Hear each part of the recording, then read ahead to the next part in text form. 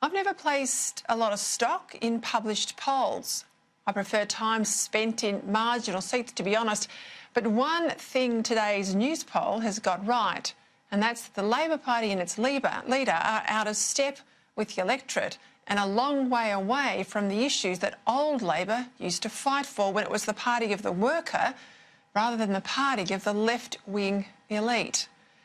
In the poll out today, while Scott Morrison improved his net overall approval ratings, Anthony Albanese's gone backwards sharply with a 6-point drop. In the head-to-head of preferred PM, he now trails the PM by a sizable 20 points, the largest such gap in over 3 years for a leader. In two-party preferred terms, the coalition is modestly in front, with its primary vote up 2 points since the election. Now, my overall takeout from today's result is that Labor just hasn't learned the lessons of its defeat in May. Its class, envy, tax policies are all still in place.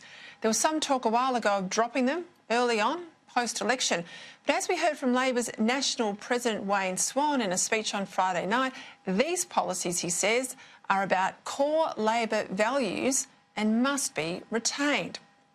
But such is their determination to believe that the voter, not Labor, got it all wrong a few months back, they're set to keep almost all of their other muddle-headed, job-destroying policies due to Labor's slavish adherence to the climate cult.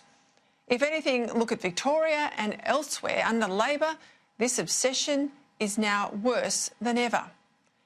And boats. Who would have thought Labor would want to remind people of their record? 50,000 illegal arrivals, over 800 boats, with more than 1,200 lives lost at sea, trying to break the law to get here.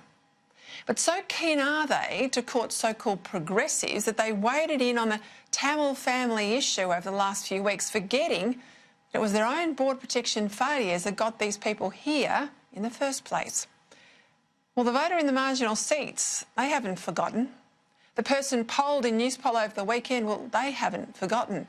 Lesson one in politics, Albo, don't mention the war unless you've got a better and stronger counter-narrative, and on boats, you don't.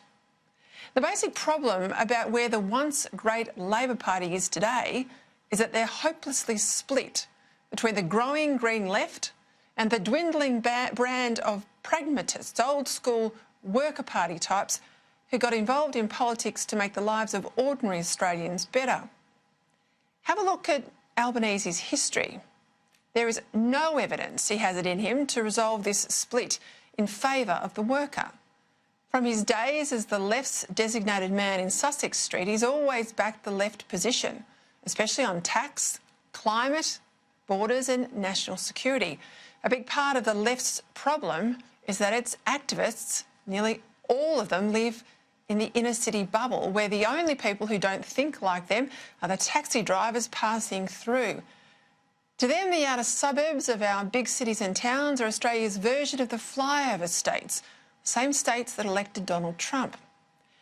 Now, maybe Anthony Albanese is just biding his time, letting people work out their frustrations over the shattering disappointment of losing the unlosable election.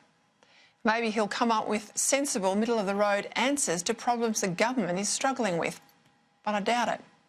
His extreme tardiness in having anything to say about the swamp that is the New South Wales Labor machine and the integrity crisis at the heart of the Palaszczuk government suggests he hasn't worked out that the one thing that opposition leaders really need is courage to be different. Promising the same things that lost you the election in May just gets you the same result. Some politicians might be stupid, but I tell you, voters really are.